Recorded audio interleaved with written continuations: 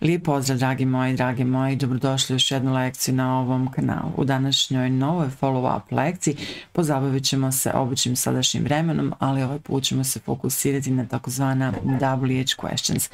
Riječ je o tematici koju smo već obradili u jednoj od lekcija konverzacijskog engleskog, ali u toj lekciji koja je izazvala dosta interesovanja, tu smo tematiku obradili nekako malo možda i naširoko, tako da ćemo danas se samo fokusirati na tu konstrukciju WH questions i nećemo se baviti drugim vremenima da ne bismo morali da objašnjamo neke dodatne informacije koje su specifične za ta vremena. Isto u tematiku obradit ćemo i kroz ostala vremena, barem ona 3 osnovna, tako da ćemo onda napraviti, nadam se, i jednu lekciju koju ćemo napraviti jedan miks i to će biti vaš pravi test kada je riječ o ovom gradivu. Ono što trebate znati za današnju lekciju jeste da WH questions, sama riječ kaže, počinju sa takozvanim WH words, kao što su where, what i tako dalje, mada ima riječi koje se zovu WH words, odnosno spadaju u tu grupu, ali ne počinju sa duplo V i H. Druga stvar koju trebate znati jeste redoslijed riječi kod ovih pitanja. Ukoliko ste dobro savladali yes, no questions, onda neće biti problema ni sa redom riječi u ovim pitanjima, jer ukoliko ste pažljivo pratili ove lekcije, onda znate da kada otvorimo WH questions, samo te riječi stavljamo ispred yes, no questions. Dakle, poredak riječi u WH questions je WH word, pomoćni glagol, do ili does, subjekat i glavni glagol, i mislim da već svi sigurno znamo da ukoliko riječ o trećem licu jednine, da tu nećemo imati nastavka s. Možda sada ovo sve zvuči onako zbrda zdola, nekako zbrkano, ali ukoliko ostanete do kraja današnje lekcije, mnoge stvari će se iskristalisati. Nadam se da ste spremni. Let's go!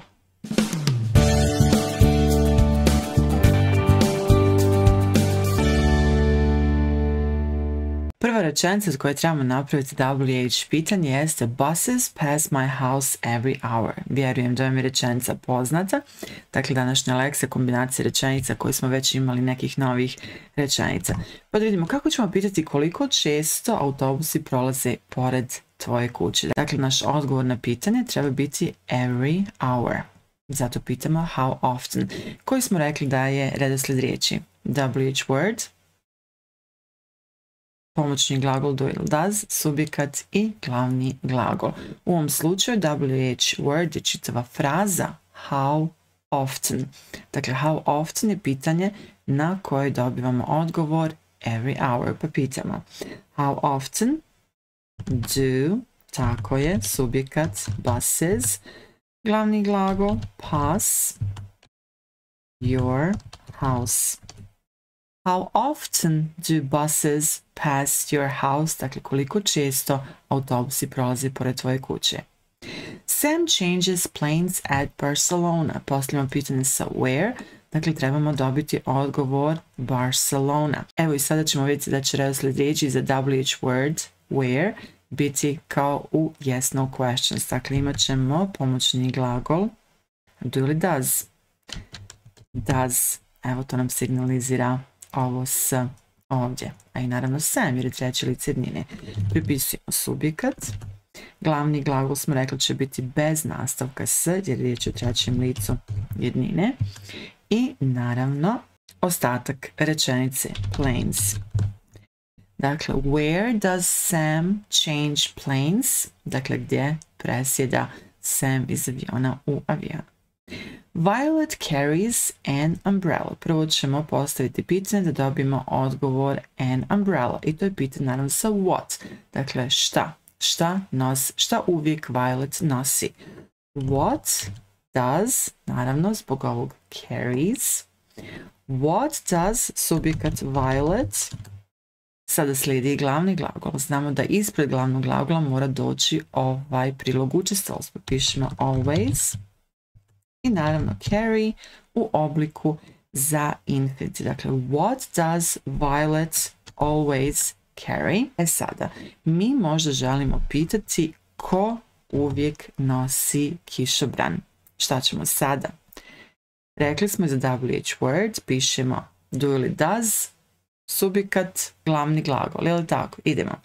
Dakle, do, odnosno does, jer je riječ o violet, dakle who does, subjekat, violet, always carry. Evo, ispoštovali smo sva pravila koja smo rekli. Dakle, WH word, pomoćni glagol, subjekat i naravno carry, glavni glagol. Ali naša rečenica nije tačna. Zašto?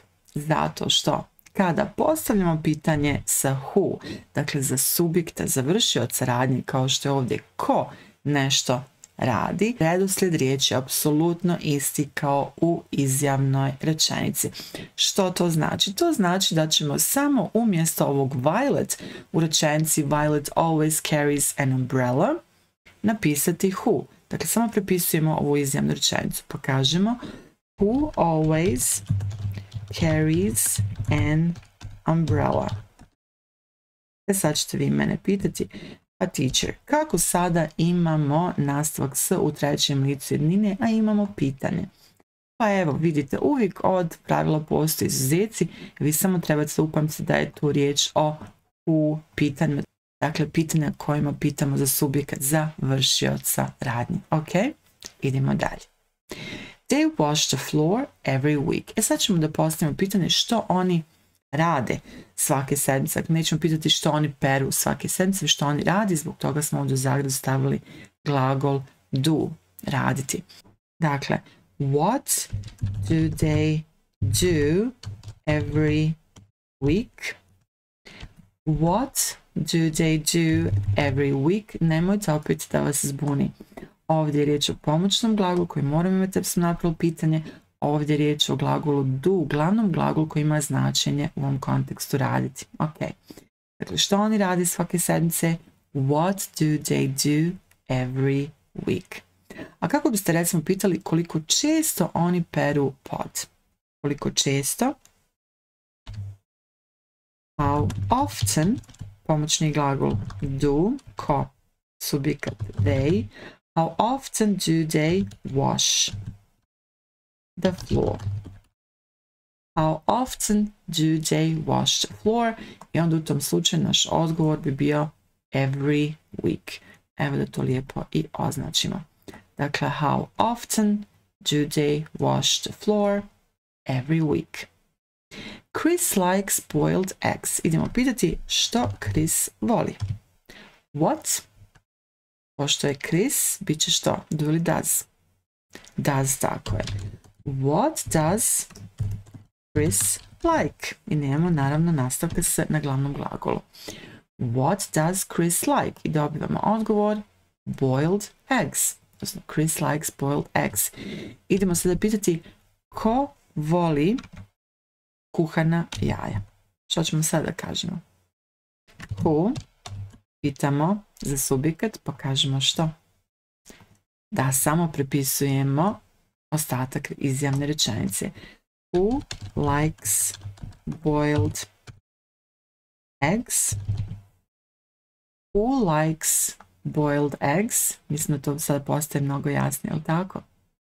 These seats cost 10 pounds. Idemo pitati koliko koštaju ova sjedišta. Dakle, koliko? How much? How much? Buduće su sjedišta. Do ili does? Do, tako je. Do, subjekat these seats i naravno glagol cost. Samo prepisujemo.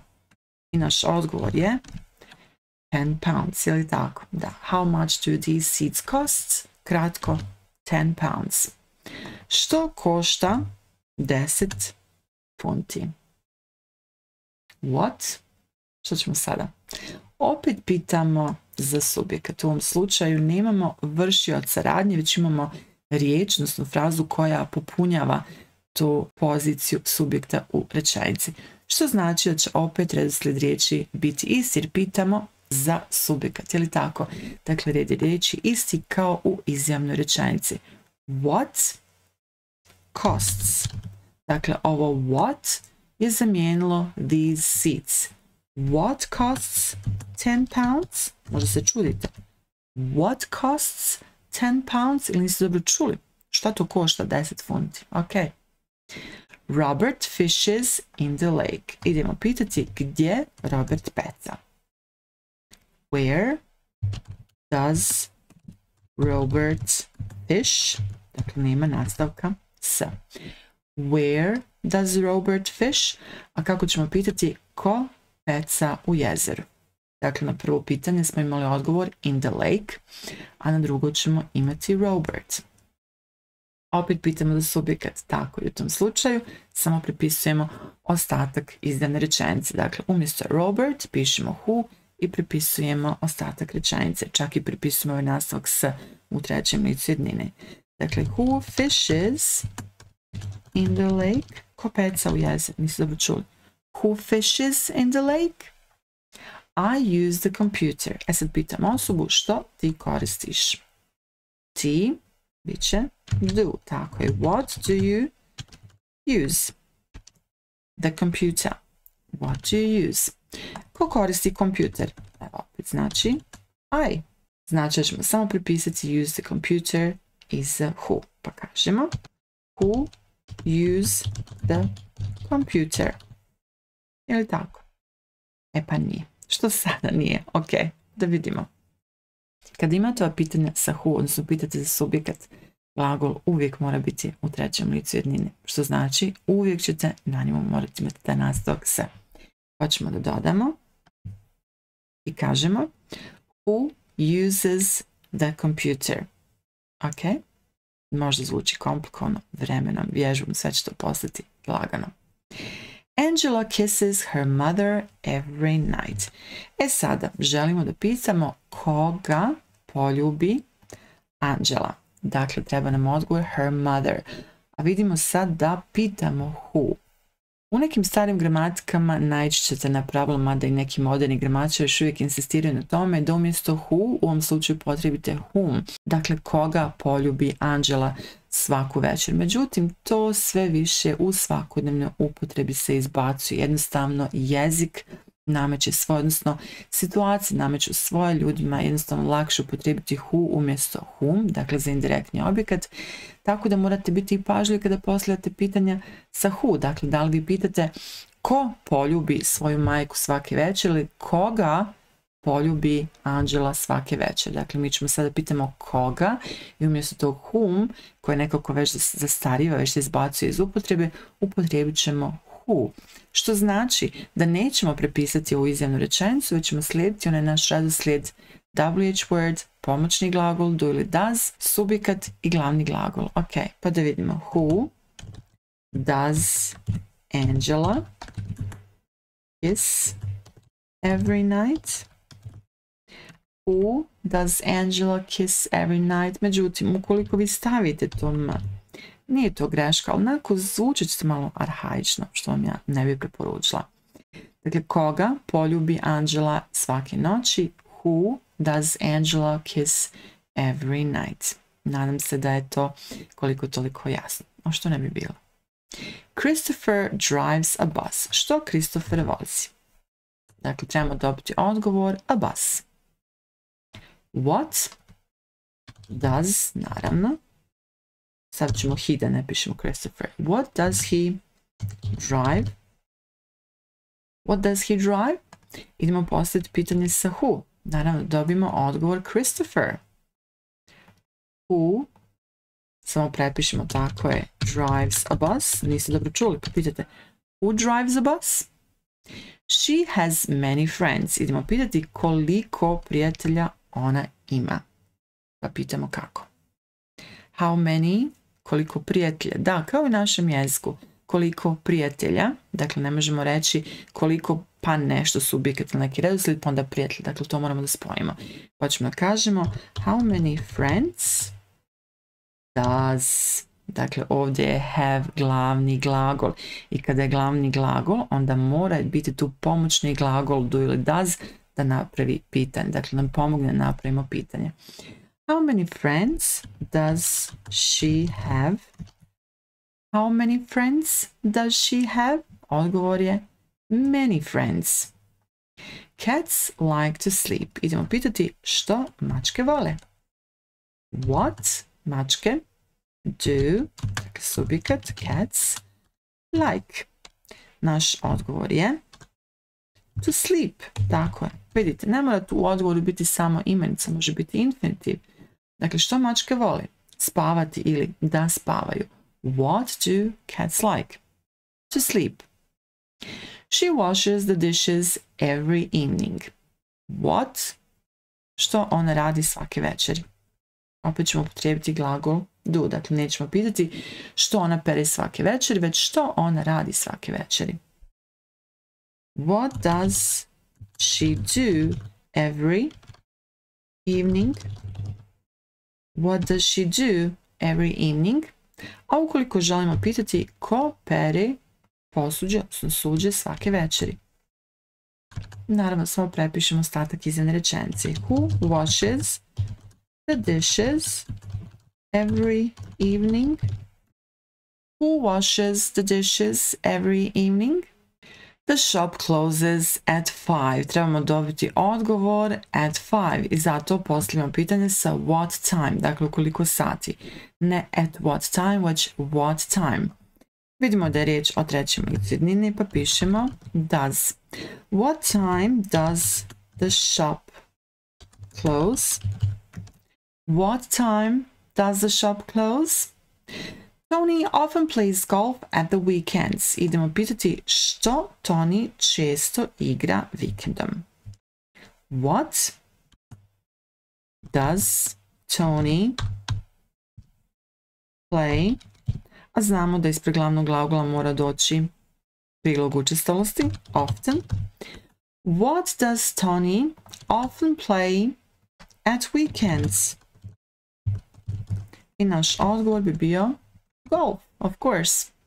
Idemo sada pitati kada Tony igra golf. When? Kako je dalje? Naravno does, subjekat, Tony, glavni glagol, play. When does Tony play golf? Dakle, sada nam ovdje ne treba often, jer ne bi imalo smisla. Ne možemo reći kada Tony često igra golf. Ok? Dakle, when does Tony play golf? Kada Tony igra golf. I odgovor bio at weekends. He lives in Brisbane. Idemo pitati gdje on živi. Where does he live? Tako je. Where does he live? Idemo pitati ko živi u Brisbaneu. Evo ga pitanje za subjekat. Who, naravno samo prepišemo ostatak iza rečenice. Lives in Brisbane. Who lives in Brisbane? The film starts very early. Postavljamo pitanje da dobijemo odgovor very early. When does the film start? When does the film start? He always brushes his teeth twice a day. Idemo pitati koliko često, da dobijemo odgovor 2 puta dnevno, 2 puta na dan. How often does he brush? Tako je. Does he brush his teeth? How often does he brush his teeth?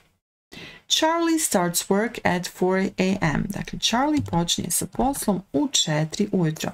Idemo postaviti pitanje da dobijemo odgovor at 4 a.m. What time does Charlie start work? What time does Charlie start work? The plane leaves in an hour. Dakle, trebamo postaviti pitanje da dobijemo odgovor in an hour. Pa kažemo kako.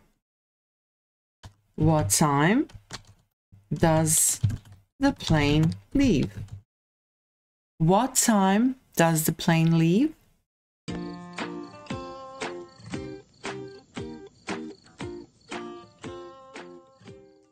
U drugom dijelu današnje lekcije imamo priliku vježbati malo naše mišiće koji su potrebni za izgovor engleskog.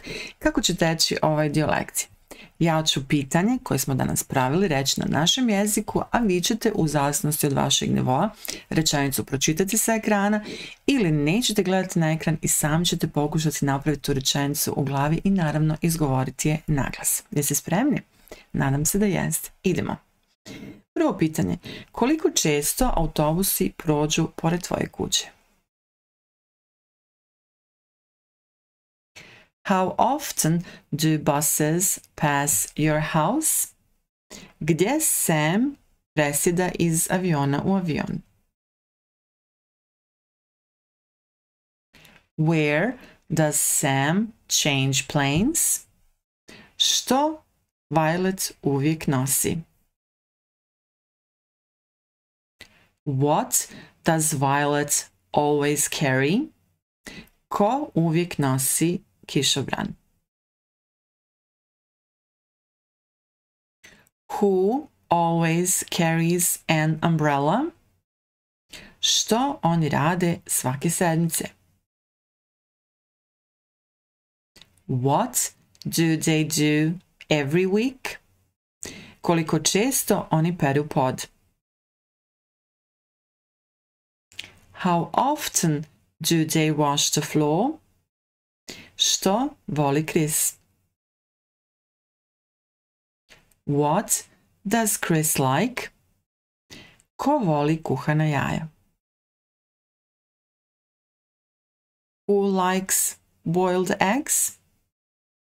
Koliko koštaju ova sjedišta? How much do these seats cost? Što košta 10 funti? What costs 10 pounds? Gdje Robert peca? Where does Robert fish? Ko peca u jezeru? Who fishes in the lake? Što ti koristiš? What do you use? Ko koristi kompjuter? Who uses the computer? Koga Angela poljubi svake večeri? Da, tricky question. Who does Angela kiss every night? Što on vozi? What does he drive? Ko vozi autobus? Who drives a bus? Koliko prijatelja ona ima? How many friends does she have? Što mačke vole? What do cats like? Što on radi svake večeri? What does she do every evening? Ko pere suđe svake večeri? Who washes the dishes every evening? U koliko sati se zatvara prodavnica?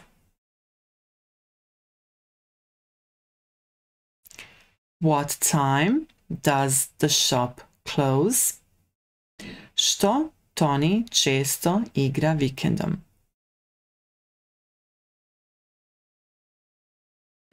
What does Tony often play at weekends? Kada Tony igra golf? When does Tony play golf? Gdje on živi? Where does he live? Ko živi u Brisbaneu?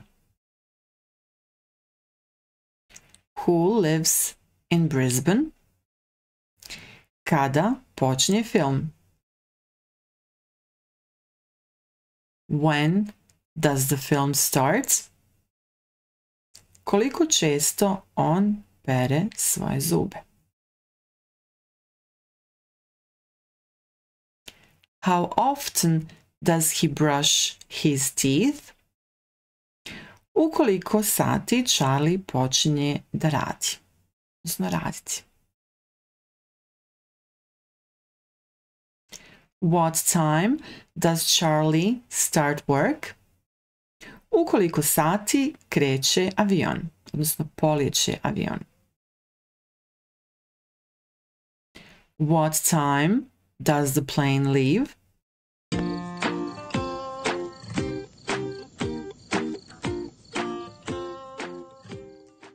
A što ćemo to raditi u trećem dijelu lekcije? Nešto što do sada nismo.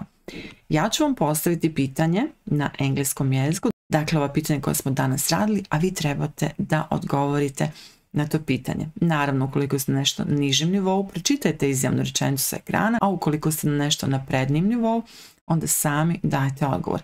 Nije bitno da li će to biti puna rečenica ili samo taj dio rečenice koji se od vas traži. Dakle, nije bitno da li ćete vi reći punu rečenicu buses pass my house every hour ili samo ćete reći buses. Ok? Idemo još malo da vježbamo naše mišiće za engleski. Ok, prvo pitanje. How often do buses pass your house?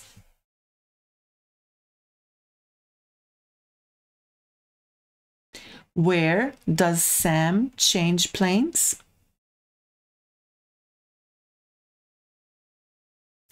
What does Violet always carry? Who always carries an umbrella? What do they do every week?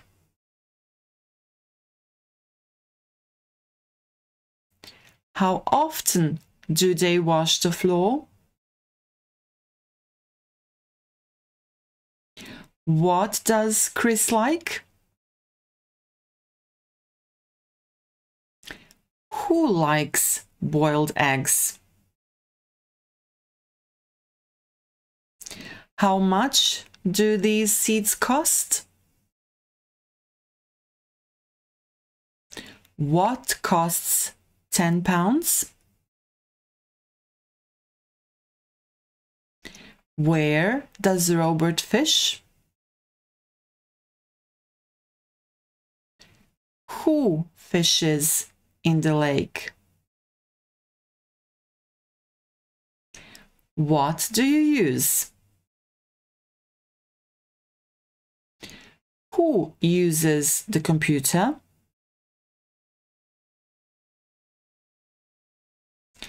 Who does Angela kiss every night?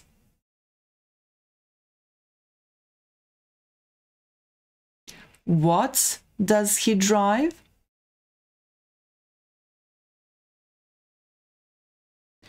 Who drives a bus?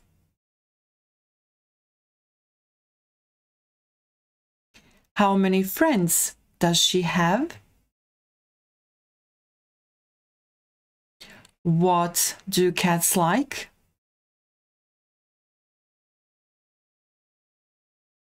What does she do every evening?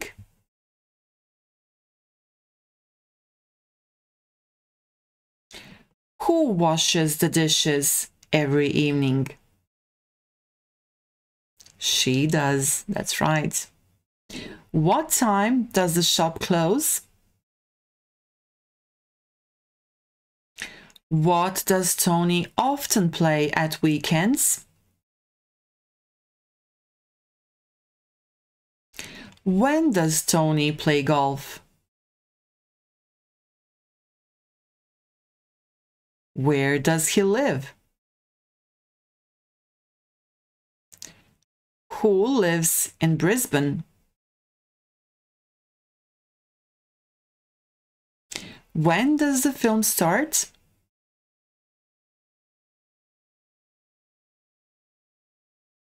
How often does he brush his teeth?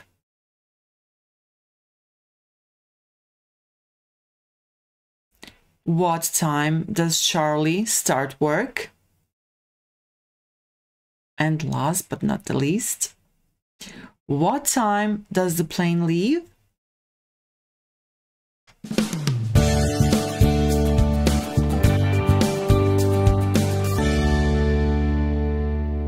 I time smo došli do kraja još jedne lekcije na ovom kanalu. Ne da se nadam, već znam da ste danas naučili nešto novo i korisno.